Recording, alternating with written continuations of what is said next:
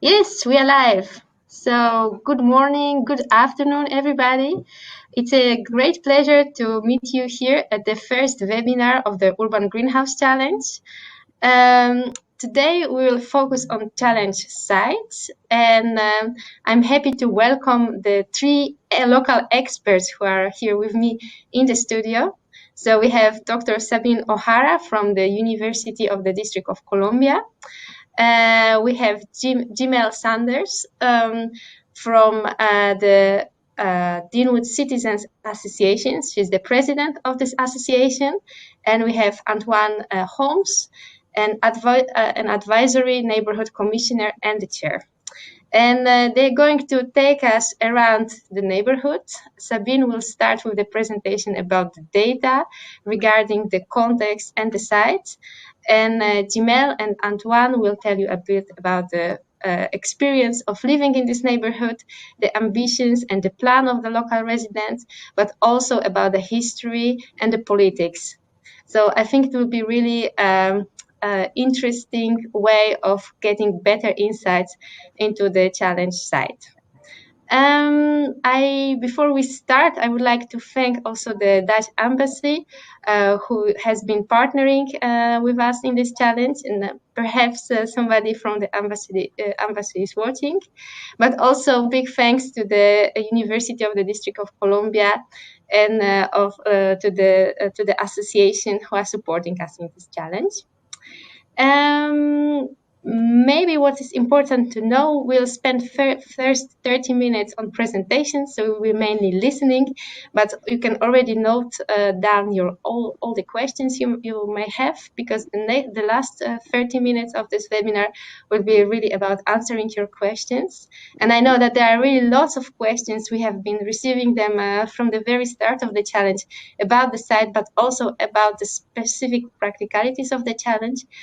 We will handle those questions only if the time allows, and mostly focus today on the site, as we have those local experts here, and it will be really a missed opportunity to talk about the logistic of the challenge instead of learning more about the site. So I would say enjoy the event, and I would like to give the floor to Dr. Sabine O'Hara from the University of the District of Columbia. Okay, thank you, Marta, for this nice introduction. Good morning, everybody. It is a pleasure to be here with you for this webinar to give you more information about the site of our challenge. It is located in one of these 8 wards of the District of Columbia, namely in Ward 7, and this is a very important ward. So here you see a map of Washington, D.C.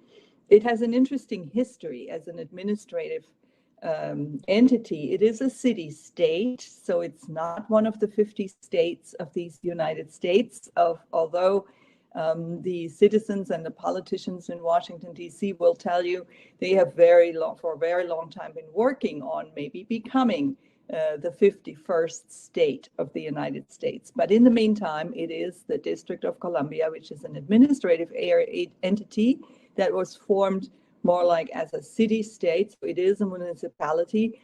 And the reason it has such straight borders that were drawn as if they were drawn with a ruler, they were really literally drawn with a ruler of a map. And part of the site, so if you look at the upper right-hand corner of the screen, that was Maryland. And if you look on the other side, on the left-hand side of the screen, that was Virginia. And the reason this one side is sort of crooked is because that's a river. And so the district was literally formed as an administrative entity where the state of Maryland gave up some land and the state of Virginia gave up some land to form Washington, D.C. as sort of an in-the-middle entity that was located between the American North and the American South. And Ward 7 is what we would call in D.C. There are 2 rivers. There's the Potomac River, but there's also the Anacostia River that forms this border of the district. And we talk about the wards that lie east of the Anacostia River and the wardens that lie west of the Anacostia River. Now, those of you who are from Europe, sometimes in Europe we say on the other side of the railroad tracks, because oftentimes the railroad tracks sort of form a boundary where there's more poverty on one side, more wealth on the other, and different ethnic distributions. And so it is in Washington, D.C. So Ward 7 is located east of the Anacostia River. And we would consider it one of our neighborhoods in the city that has not been treated as well as other parts of town. So here's where you see the demographics of Ward 7. So again, these are the 8 wards. Ward 7 is this column here. And you see the population. So it has roughly 73, 74. It's a little bit larger now, 74,000. There are a lot of young children. Look at the percentage of the population that's under 18, so 24%. There are not very many older people, so the over 65-year-old population is relatively small. There are also not as many foreign-born people as in other parts of town. There are, however, a lot of what we call non-Hispanic Black, and that is a designation of the United States Census. So the majority of this neighborhood is African American. Very few people are white, very few Hispanics, and even less Asians. And now if you look at more the socioeconomic backgrounds, this is what I mean when I say on the other side of the railroad tracks. In Ward 2 and Ward 3 that are located west of the Anacostia River, we have household incomes of $210,000, $260,000 a year. But when you go to Ward 7, it's $56,000. And actually, to be quite honest with you, rents being very high in DC, housing costs very high in DC. I don't know how people live on a household income, multiple people to a household household income of about 50,000. And if that's your average, then that also includes the professionals who make a lot more money. And then that includes a lot of people who make far less than 56,000. Unemployment is very high, almost 20%. And there's a very high percentage of female-headed households. These are single-parent households headed by a female. So a very interesting demographic. And of course, those of you who were in the opening, you've already seen some of the ways in which these differences in income and differences in education levels and differences in access to resources, how they end up playing out. So these bar graphs show you the obesity and the diabetes rates. And again, look at the second from the right, that would be your Ward 7 site, where the site is located, very high rates of food-related illnesses, obesity and diabetes. But food disparities are not the only thing. There's also retail disparities. Very few restaurants and coffee shops that sell healthy food. And really the only access to processed food, if you want to go get your dinner somewhere, right? If you have to go to a fast food place where you know that the food has been highly processed, is high in fats, high in salt, high in sugar. And so there is just not a whole lot of access to good food and good retail. If you want to go out, you have to go to another part of town. And these are safety disparities. Look at the violent crime per 1,000 of the population. Ward 7 is very high. And this is a time series. So within 10 years, it has stayed almost the same. So you already know that what we've tried to build in Ward 7 is an urban food hub. That's a concept that we developed at the University of the District of Columbia. And that concept says food has to be more than simply buying the food. In order to stabilize food access, we have to produce the food more locally, prepare it so that when you are in the summer season and you have a flood of zucchinis or cucumbers, you can process them and prepare them, but also teach people to learn how to deal with unprocessed food, because if you live in an area where there has been no access, then how would you know how to deal with it? Food distribution and closing the loop through waste and water management. And this is what we've tried to build on our Ward 7 site. These 4 components are all expressed at the site, but the site needs a lot more help because there's a lot more to do in Ward 7. And so with that brief introduction, so our aspiration for you as challenge participants is to help us create a food system that improves these health disparities in the neighborhood, that produces more food locally, that creates new jobs and new businesses through these concepts of local food, that alleviates these disparities that you see in the data, that offers low investment alternatives. I know there's been a cap set for you in how expensive your proposed site development can be, because there is not very high incomes in the neighborhood and very high investments are just not very realistic. We also hope to have solutions from you that use very little energy and water, that reduce food waste and restore ecosystem services in the neighborhood. And last but not least, that help connect people to nature, because in many of these neighborhoods, when you have so few amenities in the neighborhood, it is not conducive for people to go outside, know where their food comes from, and have a natural connection to the environment around them. So with that quick introduction to what does the data look in the neighborhood where the site is located, I'm going to turn it over to my friends and neighbors, Antoine Holmes and Jimell Sanders.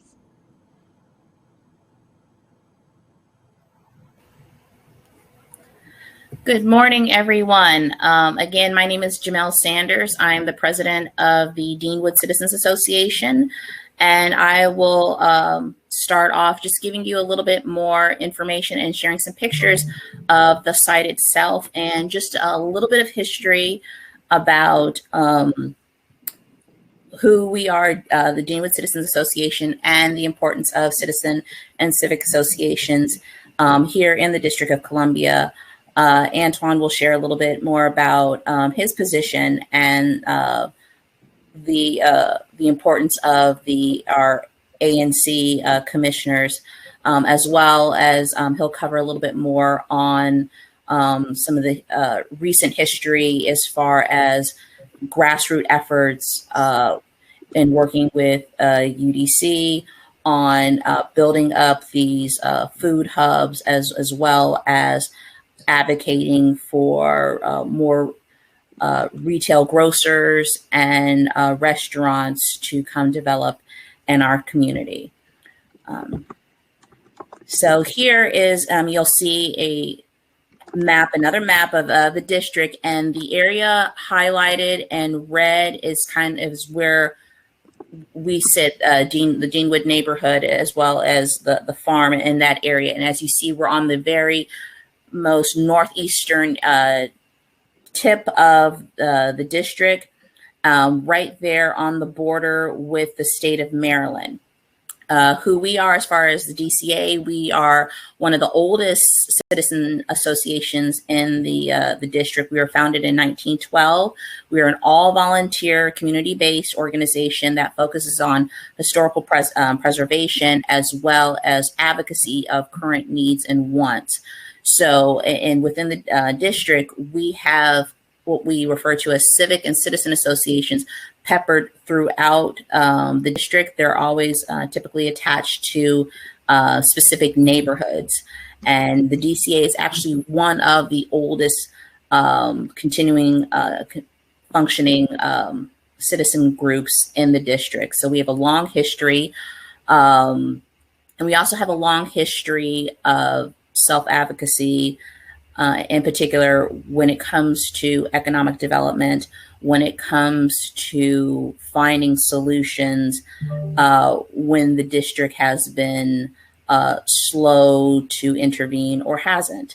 You may have heard Dr. O'Hara previously discuss the history of co-ops within just the Deanwood neighborhood in particular. And so we are highly experienced in developing solutions when, again, when government and private enterprise hasn't seen the value in our community. We've worked to, develop the enterprises that we require.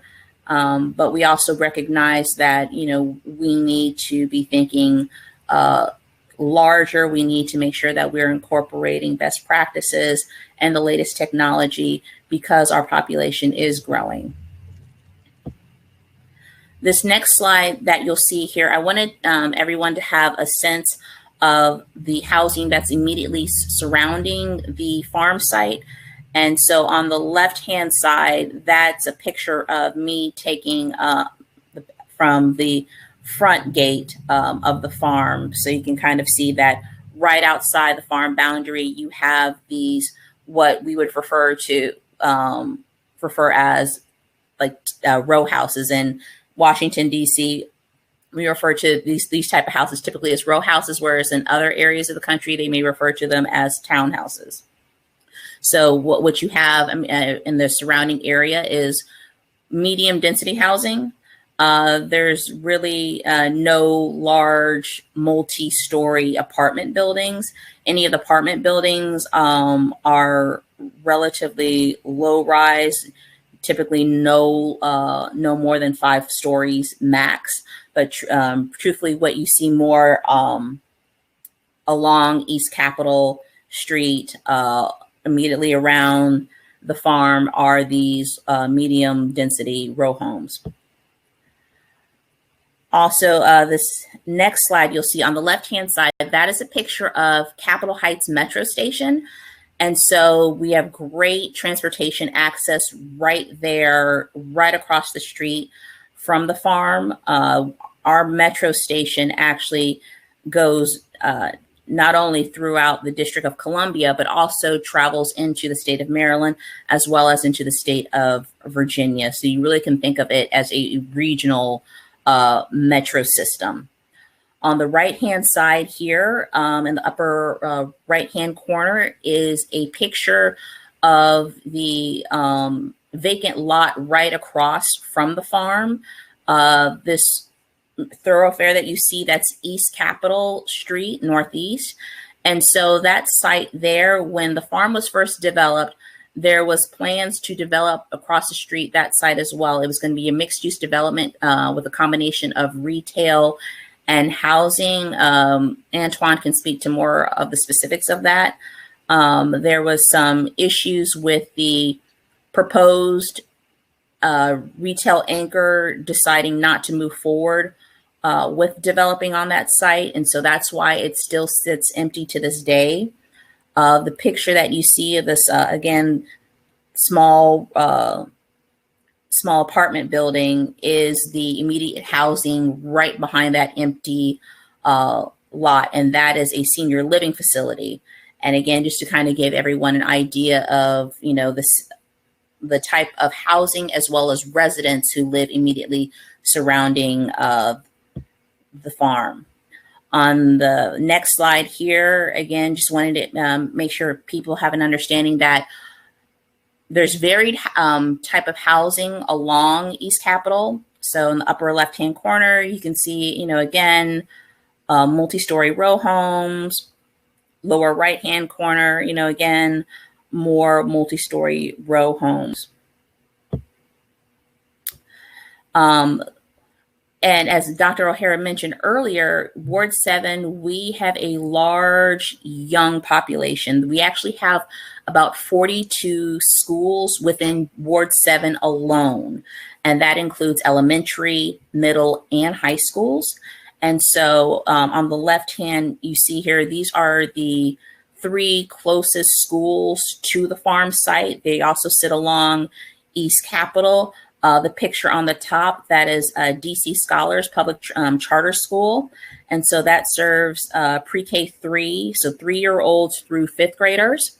The picture on the bottom is a picture of Stokes Public Charter School and Maya Angelou public charter school. They're co-located in the same building. So it's two different charter schools in the same building. Stokes being an elementary school, Maya Angelou being a high school. So there's a lot of opportunity to do programming around youth. Again, 42 schools just within Ward 7.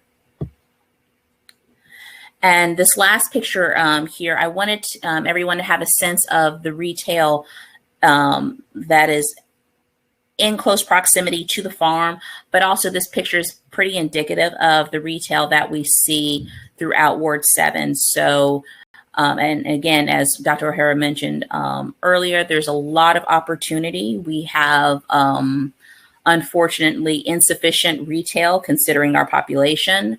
And so what you see in our small retail corridors is mostly small, independent, mom and pop type stores, whether it's dry cleaning, stores that sell home goods, the few restaurant / takeout. And I say takeout because in terms of the prepared food retailers that we have, most of them don't have a footprint to allow for indoor seating. So it's preponderance of restaurants where you would go order your food and take it home. There really is no space for indoor seating or really even outdoor seating for that matter. So again, thank you everyone for your time. And so, please let us know if you have any questions regarding kind of the immediate geography, as well as any questions regarding the kind of the population you see immediately around the site. And I will now turn the floor over to Antoine. Thank you, Jimell. My name is Antoine Holmes. I am the chair of the Advisory Neighborhood Commission 7C, and I'm a single member district commissioner. So what does that mean? Being a single member district commissioner is an elected position, elected volunteer position, where we help our constituents engage and interact with the district government to be able to assist with services, as well as work with developers on economic development, testify about these issues such as food insecurity to the council, who writes all of the laws in our city, and basically anything that where we're pulling up all of the community on matters. The ANC usually gets involved to help coordinate those actions, working in partnership with President Sanders over at the Deanwood Citizens Association and many other civic and citizen associations throughout the neighborhood. In terms of this project, one of the pictures President Sanders showed you was the Capitol Gateway Marketplace. As the chair, that site sits within our boundary, and across the street from that site is the urban farm. What was to happen at that site was to be development for a grocery store, sit-down restaurant, and like many projects in the District of Columbia and throughout many other cities, affordable housing to address 30 to 50% AMI residents for either transitionary housing for other Hope 6 projects and DC housing locations such as Lincoln Heights, Richardson Dwelling, and many others throughout the city. What occurred on that project was again, there was a lease with the retailer, but unfortunately they did not move forward with wanting to move forward, moving in the building as they were right-sizing their organization. As such, it's undeveloped location, and again, as of today, there are at least within Ward 7 and 8, there's no more than 2 to 3 grocery stores that to serve 150,000 plus district residents that are located east of the river. So having these discussions about the greenhouse challenge and being able to figure out how are we going to be able to address food if the city working with developers can't move forward on the development of some of these grocery stores, which are desperately needed and was shown to be needed, especially during the pandemic. So what we have been doing, working with UDC, Dr. O'Hara and others, is to figure out how we can move that into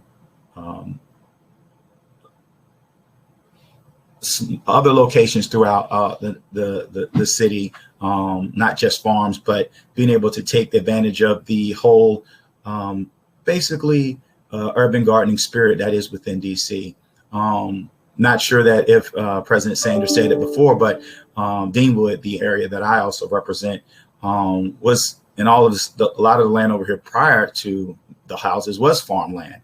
So that transition from farmland, even when houses was built, people kept farms and kept raising plants, fruit trees, etc. And we still have that going on to this day. Sometimes people will take vacant lots and will plant food stuff so that things can be grown and distributed out to residents. And this also happens at some of our local community gardens as well, that are managed by DPR. They also give away food to the community and allow spacing for people to have gardens if they don't have any space to garden within their own residence. So back to the story. So basically, what we're doing as the ANC and working with our local civic and citizen associations is working with the district and with developers to help identify places where we can start having better food options. Mostly what happens in the city is that developers put projects together. It'll be a combination of usually some type of retail slash housing mud, so that there's apartments or condos attached to the project. Usually, and hopefully when they have those meetings with the community, which is the ANC's commissions, we do have by right, which allows for us to weigh in on these decisions, whether it's through zoning or through transportation, et cetera. So we do get to put, as community, through the ANCs, we do get to provide input on these projects. And what we've been doing has been basically making sure that all the projects ask for, again, some opportunity for retail, whether it's a grocery store or some food service, to help start to address this the food desert issue that is very prevalent in Ward 7 and 8 in the district. As of today, the city has been announcing, actually yesterday, the city did announce that they have been moving forward with several projects within 7 and 8. And there's smaller grocery store formats, but ultimately what the community has been asking for decades is to continue to move forward, possibly with co-op opportunities, basically to see possibly the transformation of the preponderance of liquor stores within a lot of the Ward 7 and 8 communities to get converted to healthy food markets, and then maybe even mini grocery stores themselves.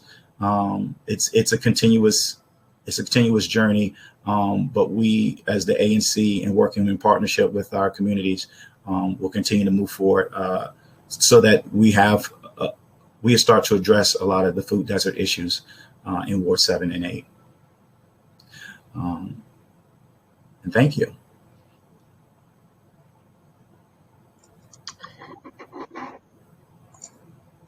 Great, thanks a lot, Sabine, Jimell, and Antoine. It has been a really interesting story, and as you can see, the chat is exploding with lots of questions. And I'm very grateful that you already started answering them. I have made like a little bit of clusters of questions that I still would like to discuss with you. However, I see that the questions are still pouring, so maybe we will get a little bit less structures toward the end of the Q&A. But let me start with this question that was posed at the very beginning. So could you tell a little bit more about the ethnic background of the local residents? So there were questions like, okay, it's one of the most diverse, but then you say it's 95% Black people. So how does it look like? If you could comment a little bit about that and explain how to understand and analyze the local residents. Maybe I could start. I put an answer in the chat already. So really the definition, if you remember, this is a U.S. Census definition, and it says non-Hispanic Black. Hispanic populations have the opportunity in the census to identify themselves either as Hispanic White or as Hispanic Black. And so these are all other what we sometimes say in the local jargon, in the vernacular, all other Black and brown people, including immigrant populations that would identify as non-Hispanic Black. So West Africa is certainly a large contingent, some Caribbean populations. Jimell and Antoine, I'll let you fill in some of the gaps, but it's definitely not monolithic, even though it says 94% non-Hispanic Black. No, Dr. O'Hara, I think you summed it up. I mean, in terms of just the way U.S. does, demographics, within that you're going to find, the mix of Caribbean, African immigrants. We have pockets, areas that we could actually direct people to say that this is where you'll find some of those ethnic hubs. But in terms of by and large, the African American population, throughout the district is what we may refer to as the diaspora. Yes, really. The diaspora. I saw those questions in there, and I could very much say, is there? I'll put it this way: the district put two organizations together. And I was going to try to put that information in the chat, which was basically talk about, there's the Mayor's Office of African Affairs and the Mayor's Office of African American Affairs, and both offices have different goals. So yes, there is the diaspora when it is counted in census, but in terms of the realities of how it plays out in the city, it is very different. And so I can understand why someone brought up those questions. And could you maybe comment on where students can find more information about the different groups that are there, or is it like that's very difficult to get? I would say if they want, I would see if you could poke at these organizations. There's the Office of Asian and Pacific Affairs. They do have some type of internal numbers of what of the constituents that they serve. So I'll go ahead and put the link in the I'll put the link for the groups in the chat. That's great. Yeah, great. And there was also another question about surveying local residents. If there are any opportunities, would you recommend also reaching out to those organizations for getting more in contact with people who live in Deanwood? I think first of all, in the U.S. surveys are pretty strict. You have to have IRB approval, right, to survey people. That's we all have institutional research boards. Some of you may as well. So please coordinate with us if you want to do that. But I would first look to these organizations to see if they have some more micro level data. Also in the census, there is a little bit of information. So the regular census data may not give you a whole lot, but there are two different types of census. So one is what is called the regular census form, which goes to literally every household. But then there's also what they call the long form. And the long form goes to a random sample of households. And that asks a lot more questions about people's demographic background, their living situations, and so forth. So, and you'll find again, summaries of the long form of the U.S. Census also on the census data site. Okay, great. So maybe we can use it as a bridge to the next question. So there's also a cluster of questions about the diet preferences of people living in the area. There was a question, is like meat consumption widespread? Are people open to being vegetarian? What about consumption of vegetables? Could you comment on that? I will. I'll start off.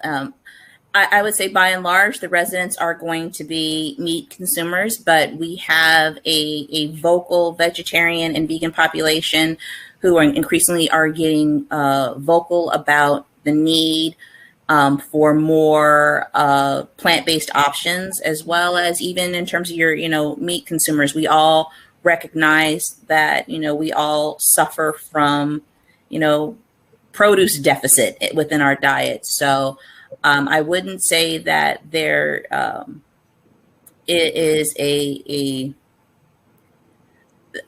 I would say that the community by and large is open to healthy food options. That's what you hear people, really calling for, and folks recognizing that, we all need to move away and consume less produced food and need to return to do what we call in the South more scratch cooking, cooking from scratch.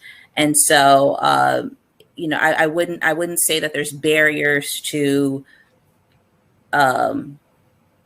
the growth and development of a farm, with people saying, hey, we don't eat vegetables. Our meals are primarily, or, 40% meat. So, we're good on vegetables. No, I don't think you're going to face that opposition. Would anybody want to add to that one, or? Yeah, I also think what's really interesting about the neighborhood and about many of our neighborhoods in DC is that because there's this interesting makeup, like this diaspora neighborhood, there is a lot of ethnic foods, including some, Caribbean influences, definitely strong West African influences. Some, and if you know anything about West African diets, they love hot. I'm originally from Germany, so I'm Northern European, and I can sometimes, my eyes water just walking into, when we have what we call potluck dinners, where everybody brings something to share. Mine are usually on the sour side, but a lot of the neighbors in Ward 7 would bring rather spicy, but for my palate is very spicy dishes. So one of the things we've been growing at the farm currently is, among other things, we bring in seedlings for very hot peppers. There's a pepper called the Congo Ghost, extremely hot, but people love it. So, but there's interesting ethnic foods.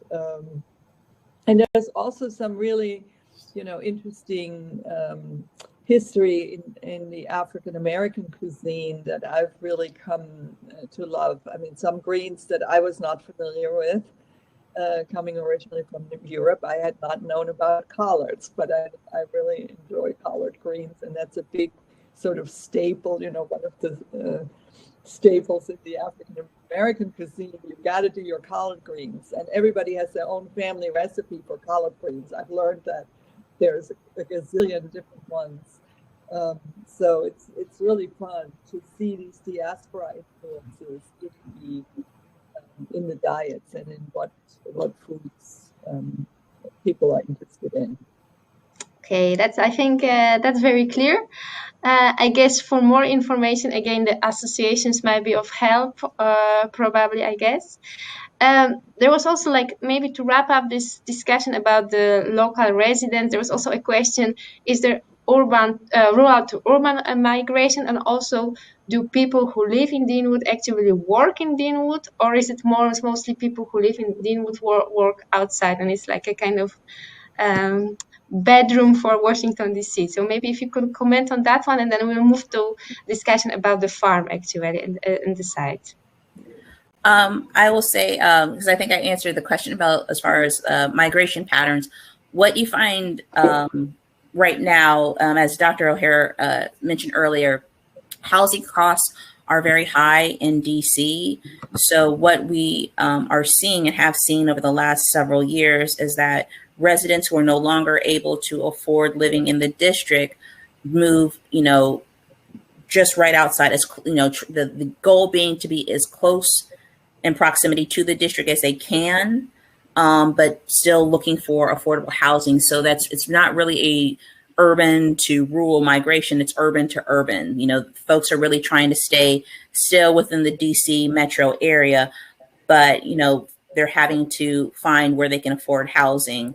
And so for a lot of folks that we're seeing, in particular in Ward 7, that means that they're moving into Maryland. Northern Virginia is quite expensive as well to live in. And so you don't necessarily see that the move from the district to Northern Virginia in terms of with the goal of finding more affordable housing. It's typically from the district into the state of Maryland. And where do people work then, in Deanwood or like more in the Ward 1, Ward 2? Again, as we don't have much by way of retail. And so most people who live within Ward 7 work outside of Ward 7. That there's just not enough private enterprise as well as government jobs within Ward 7 for the population. So, and I will say one thing that is unique about DC is that we have residents working as several states over. So someone may live in the district, but they may work in Maryland, Virginia, West Virginia, Delaware, even southeastern corner of Pennsylvania. So we have people, taking significant commutes back and forth to work. What you see around here, I think that you don't necessarily see just because of our geography that you won't see in other major cities, is that we have a commuter bus, network. And these are, the same buses that you would normally take to, travel long distance. These same buses transport people, long distance to commute to, various other areas for work. So yeah, that's, and it all plays into, again, access to healthy food, time that people have in terms of shopping, and the need to have healthy food options as close to home as possible. Yeah, and I want you to imagine that, right? So you take a very long commute to work, and then you come home and you can't go grocery shopping where you live. And then what do you do, right? And so people then have to, and actually this may sound crazy, but it is a reality. Sometimes, a lot of times people have to take taxi, because then if the bus schedule doesn't work out for you, you call a taxi cab to go grocery shopping. And that becomes really expensive. Yeah. So it's really very problematic. And I also want you to understand, our challenge participants, that this wasn't always so. Mm-hmm. At one time, Deanwood had a lot of little stores and a lot of little food stores and a lot of small restaurants and a lot of retail in Deanwood. And you can see some of the remnants of it. But in the what do you think, Ms. Sanders, was it 60s, 70s that a lot of that sort of went downhill? Yeah, what you find in the district is really an exodus of a lot of our professional class, starting in the late 1960s, after Martin Luther King Jr. was assassinated. A lot of our kind of that burgeoning professional class, burgeoning middle class, elected to leave the district in pursuit of, the American dream, as we call it, the larger home with the yard, the perception being that, hey, I now make X amount of dollars. I'm now in a career field, my house needs to reflect that. And so, again, that exodus of dollars really kind of started, in terms of the collapse of a lot of our more local organic, economic activity that was already existing and had functioned very well for decades, as well as just some, create, highways, the construction of a number of highways cutting through neighborhoods and disrupting transportation routes. Also, we have Highway 295 that runs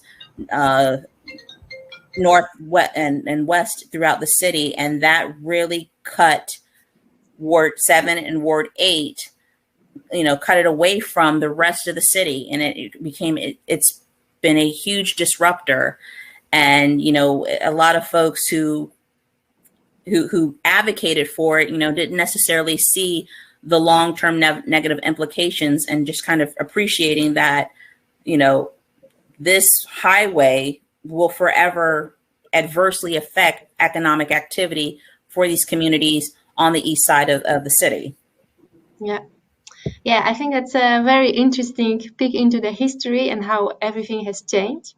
I wanted to now to focus a little bit about the site, because there were also a lot of questions about the site, starting with, okay, the land is being leased. So what are the terms of lease? Who is investing it? And there are also questions about who is engaging with the site. Do people work there on the weekends? So if you could give a little bit of better idea who is involved there, how the site functions, that would be great. Okay, so let me start out on that. So the farm was first developed in 2015. So we developed the food hubs concept 2012-13, and then early on said we really want to be in Ward 7, we want to be in Ward 8, in Ward 5. So that's where our current what we call the urban food hubs were developed. So Ward 7, the site, the East Capitol Farm, was as I said, an empty lot with leftover construction debris.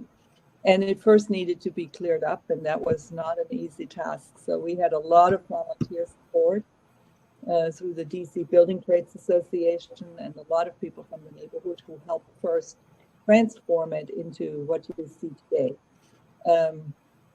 At that time, the land had been made available really with the goal of developing something like an urban farm, an urban garden, a community garden, and so forth. It is owned by what is called the DC Housing Authority, which is part of the United States Housing and Urban Development Office. So that's how it is structured, which is really interesting. And one of the challenges in the District of Columbia, the district is not simply district-owned land. It is a patchwork quilt where you have pieces that are district land and pieces that are federal government land. And that has historic reasons. And then, of course, there's privately owned land for the homeowners and the people who own property in the district. So it's a challenging situation administratively.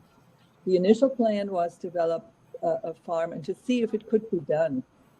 That even if land in a city, which is always a challenge, right? Land in a city is often transitional because land value is very high. And so if land value is high, you get constant pressure for, oh, let's develop it into something, right? Because somebody wants to earn money on developing these high value urban lots. And so the idea was, is it possible to think about a site like this as a transitional solution? Can it be developed for a 5 to 10 year period, let's say, if there is no immediate need for development or not an immediate plan for development? And can we find a useful use for these sites to really help with these food insecurity challenges that we've described? That's, of course, not easy because farming usually takes time. Farming takes time to transform the soil, to make it more productive. And so that's a challenge we're trying to address at the outset. As it turned out, we had initial lease for 5 years. And so the community gardens is a component of the site that was very active. People took gardening classes and started working small plots of land on the site. But we also had an aquaponic and hydroponic system there to kind of teach more value added and more high revenue possibilities in food production. And then the lease ended, and it wasn't immediately renewed. It has since been renewed, but again, this is going to be an ongoing challenge, not just for a place like Deanwood, but for many of our cities in the US. Now, we have some cities where you hear urban gardening and urban agriculture is huge. It's in places like Baltimore, not too far from us, north, or in places like Buffalo or Detroit on the Great Lakes, in what we call the American Rust Belt. There is a reason we call it the Rust Belt. It means these were manufacturing towns, and now they have rusted. They are no longer flourishing. And so their land is cheap. And it's easy to build urban food solutions when your land is cheap and everybody is saying, oh, urban agriculture, come on in and help us do something with these empty lots that nobody wants anymore. Well, that's not the situation we face in Washington, D.C. Our land values are very high, and whatever gardening and urban food production solutions you come up with, you will constantly have to defend these solutions against other pressures for more lucrative development. And so if a farm is relatively low density, and you saw the same in the housing, some of the housing, Deanwood constantly has to defend itself, right? These are small homes, but because they're small homes, they're also affordable homes. These historic homes have flat roofs and they're little cubes of houses. That's the historical housing, and it's low density or mid density housing. And Deanwood often has to defend itself and say, we want to keep it that way. We like this density of housing. We don't want 10-story high rises. I think it's quite recognizable for many urban areas, actually, Yeah. this kind of dilemma. So could you also comment on the population who is engaging with the farm? Like, who actually works there? Is it paid job? Is it volunteer? How often? What kind of groups of people? I think because there were also lots of questions on that topic. Yeah, I mean, a lot of neighbors are on the farm, and again, it's because of the lease situation. For a while there, it almost had to shut down. So we're now just revitalizing it, right? But there were a lot of neighbors. There's 60 garden plots that people can get at no cost to garden on, and most come from the neighborhood. But there's also several of the schools. Ms. Sanders showed you how many schools there are in the immediate vicinity. And so school classes also come to the site to work. And some of these are older students that do what we call shop classes. They learn carpentry and plumbing and so forth. And some are young kids, elementary age kids. Ms. Sanders, Mr. Holmes, you want to add anything? I mean, who else is? And then, of course, UDC students. No, I think you covered it as well. I mean, and there's always interest. I mean, and I think with the as we all know, the pandemic has increased the interest in gardening, farming, people looking for outdoor activities that still allow them to socialize with others. And so there is very much interest in the future of the farm, and organizations looking to say, okay, we have this growing interest, and now we need to know where we can direct people, how we can partner in terms of, again, as housing costs as well as food costs, quickly rise. People are interested. I mean, and when I say people, I mean residents are interested in, like, okay, where could I potentially obtain some produce free or low cost? And people are very they're willing to say, hey, if my volunteer time can help me get access to produce, okay, where do I need to go? Where do I need to go to be able to do that? So there's a lot of kind of bottled up, new interest, now that we can couple with our historic volunteering at the farm right now. Is it mainly weekend activity then for people to work on farm, or?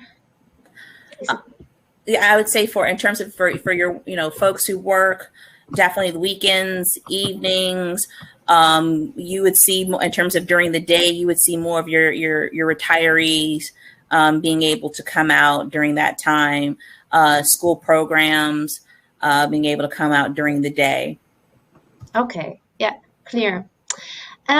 Well, we have scheduled this webinar for 1 hour. Actually, there are still lots of questions, so maybe that would be a point to say for everybody who feels his or her questions are already answered, you are welcome to leave. And if you would agree, Sabine, Jimell, Antoine, to stay a couple of more minutes to deal with some other questions. There are lots of very practical questions. For instance, I have seen a question: how much do people on average spend on groceries? Like, what would be the average? If you have any answer on that one?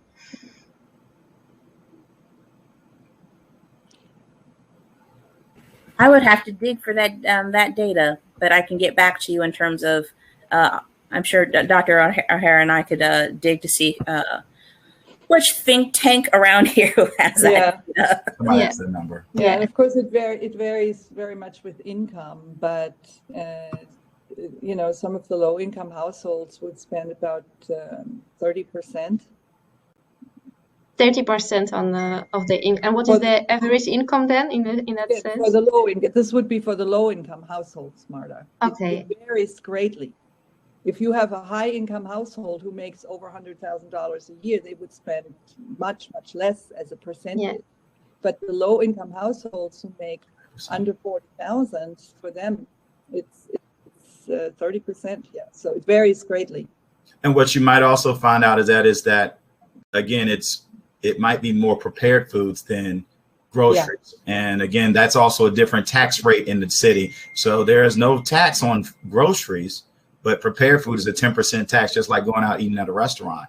So even if you pick up that rotisserie chicken or something and you want to have that at the house, you're paying a tax on that versus if you buy the raw chicken and cook it yourself. So it's that plus the taxes on top of it really skew as a higher percentage for lower income folks that want to do groceries. I saw a couple questions, and I kind of do meetings all the time. I wanted to burn through a couple of them. I saw someone asked about biking. Yes, people bike. They do scooters. We have cars. If you see in 7 and 8, we need the cars because the cars to go to the grocery stores to bring the food back. So a lot of people have cars, but there are those who can't afford cars or that are expensive. There are other options of bikes and scooters, and I've seen people use bikes to pick up things at local corner stores to bring them home. But for big hauls, and there was a city program called Transit to Rail, where the city actually would pay if you needed to pick up an Uber or a Lyft to go to a grocery store to pick that up, because that was such a big issue in terms of people being able to get all their shopping done. And a big percentage of that spending would be transportation and or trying to use public transportation via the bus and or the metro rail to take groceries back and forth was very strenuous. So they partnered with Uber and Lyft to be able to pay a subsidy to take people and pick them up to bring them home. It was called Transit to Rail, and then it got extended. So people use all types of transportation to address the food inequality that's in 7 and 8. Unfortunately, what we want the city to do is actually work hand in hand with the schools like UDC, with developers to create the space. That goes to my next question here. Someone asked, why are entrepreneurs, what's the detriment to businesses and entrepreneurs to invest in Ward 7? One, lack of retail space. Well, a lot of the development that's been done, we have $100 to $400 million annually spent towards affordable housing, but we don't do enough mixed unit developments projects that allow for us to have commercial spaces so that we can have some of these mom and pops have stores that will be able to have some of the smaller food stuff in stores that people would like to go to. There's stores that I used to like going to. There was a little cafe shop. But again, they bounced around from site to site because they could not find a stable lease and location to be able to manage their store. And so that place is no more. And this happens over and over again, people trying to figure out ways to move from the food truck to an actual location. If they even could get started at a food truck, if they're lucky to do that. So that's the problem. There's not enough retail space being built in a very considerate way, so that these businesses have startup rents and startup locations to introduce their businesses to the communities. I think I know someone asked why Walmart pulled out, because this happened right around the time when Walmart wanted to right size their organization. So Walmart was supposed to set up shops throughout all of the district. They did their first ones in downtown, and they did their other ones in very prosperous neighborhood wards in Ward 4. They opened up 2 in Ward 4. But the biggest one that they were supposed to do first was supposed to be the one, it was Capital Gateway Marketplace across from the Urban Farm in Ward 7. And it was convenient for them to pull out and not do any of the other projects when they wanted to right size their business. As such, the developer and the housing authority put a bad JD together, joint development together. They owe the bank money, and they're not able to get out of that joint development agreement so that project can get developed. At the end of the day, Walmart's gone, but you still should have been some type of development that occurred on that site. It did not, because of financial issues between the housing authority and A&R Development, who manages the site. Hopefully, the council as the ANC and civic and citizen associations, we talked to the council and the mayor to see if they can do a detangling of that matter, so that a project can move forward on that site. Okay. All right. Is there any question that you think you would like to deal with before we close? I think the chat has been very active, so that looks pretty good.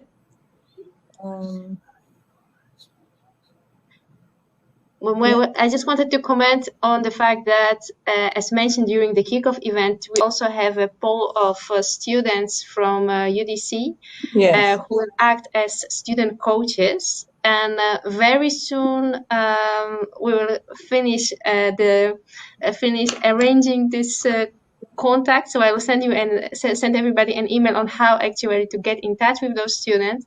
But they might be the right persons to really ask those specific questions. I saw a question about solar panels and so on and so on, because of course we're not able to answer all the questions in this session. So I think in 1 week time, the access to the students from UDC will be arranged, and you can get in touch with them and deal with other questions. We'll also try to pick up some of the questions that you have been sending to us, or maybe asking in this chat, and answer them in a frequently asked questions section. And I also want to say that some of the questions that we receive are very specific, and actually nobody has an answer to them. So I have seen question about amount of mobile phone users of specific applications. I'm not sure if we have this data. You might want to dig deep to find it, but I'm also not sure if you will find the answers. Yeah. Anything you would like to add? No, I think this has been great. Yeah, we look forward to also linking the UDC students up with each of the teams. And they're going to have their prep session on Monday to make sure that everybody is well informed. And it will be great to also share these questions already with the student teams. Yes. Okay. It has been really great to talk to you. I have now a much better picture of Ward 7 and the Deanwood as well. So it sounds like a very lively, very interesting site and location. And it's really great to get in contact with people who are actually there. And it speaks much more to imagination. So thank you very much for being here. I hope we can stay in touch for the rest of the challenge and for the other questions. And for now, have a great have a great day, have a great afternoon, have a great evening. And remember, if you haven't registered yet, then you have a couple of more days to do that. We cannot hear you, Jimell. Nope, I was just saying thank you, everyone. This was wonderful. Really enjoyed it and look forward to working with everybody. Yes, great. Absolutely. Thank you. Bye-bye. Thank you all.